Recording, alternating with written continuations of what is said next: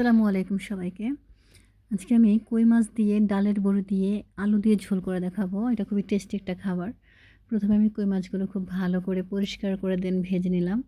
এবার হচ্ছে সেটাতে পেঁয়াজ দিয়ে গরম করে কিছু আলু সেখানে আমি দিয়ে নাড়াচাড়া করে হালকা একটু যখন ভাজা, ভাজা হবে তার ভিতরে একটু হলুদ, মরিচ, লবণ এবং হচ্ছে গরম মসলার গুঁড়ো দিয়ে ভালো করে নাড়াচাড়া করে মিক্স করে নিব। একটা সময় ভালো করে কষানো হলে পানি দিয়ে তারপর হচ্ছে নতুন করে আরেকটু কষাবো। দেন এটা হালকা সিদ্ধ হয়ে গেলে পর্যাপ্ত পরিমাণ পানি দিব এবং ঢেকে রাখবো কিছুক্ষণের জন্য। অন্যদিকে আমি ডালের বড়িগুলোকে ভালো করে ভেজে নিব, যেন এটা থেকে যে একটা গন্ধ থাকে সেই গন্ধটা চলে যায়।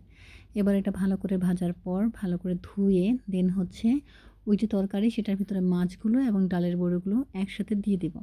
এবার এটা খুব ভালো করে জাল করব, অন্তত 2 বার জাল করতে হবে। দেন হচ্ছে এটা আস্তে আস্তে ঝোল কমে যাবে। ব্যাস হয়ে গেল।